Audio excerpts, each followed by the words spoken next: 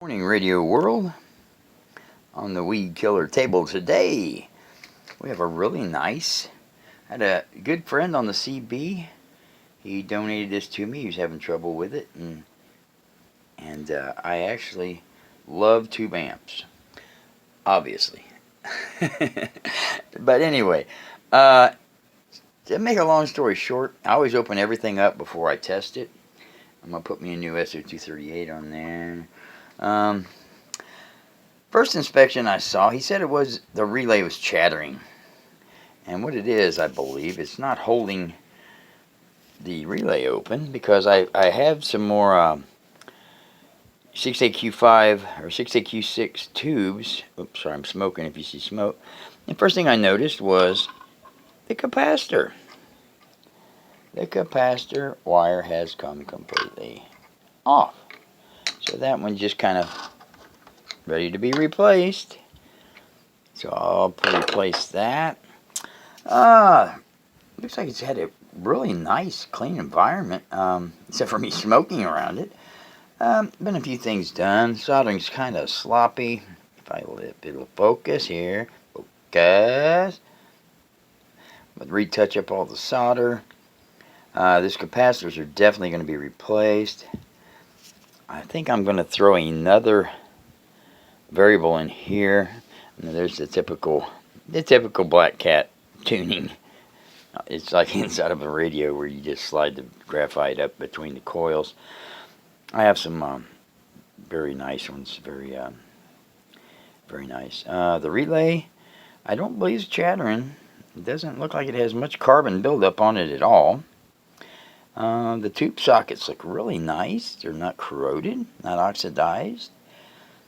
Do a little work on the aesthetics of the outside. It really is a nice, clean little amp. I mean, it really is.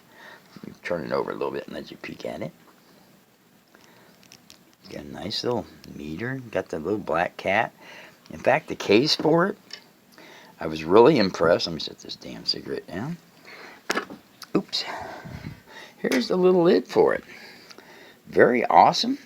It's even got the sticker on it. I'll shine it up a little bit, buff it up. But anyhow, I was just giving you an update. Mr. Tigerpaw, shout out to Mr. Tigerpaw up here in the Buckeye.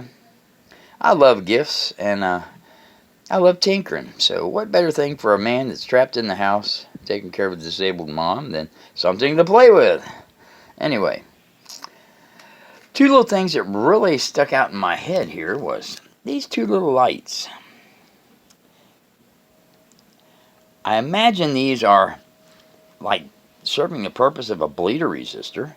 Although, if you'll look down in here, if I can do this looking through the phone, there's a resistor inline. They have these running series right to it. The same circuit. So I'm thinking, I haven't fired it up yet. So when I do, if the lights come on, then I'll know that those are just bleeders. Those are just weep bleeders. They stay on. They stay illuminated until the capacitors have drained all the way. It's a good shock preventive thing, and it's actually using up the energy instead of just letting it disperse through the circuit. And it probably kind of acts like a fuse in a way. If there is a dynamic problem with the capacitor, you might see a flash over. There's no obvious spots for it to flash out, so I don't know how you'd notice it, but that's the only thing I can figure out. Two little light bulbs, which really blows my mind. So anyhow, thoughts, comments, let's rock, man. Let's get this baby rolling. All right, weed killer up here in the Buckeye, just trying to get her done. Peace.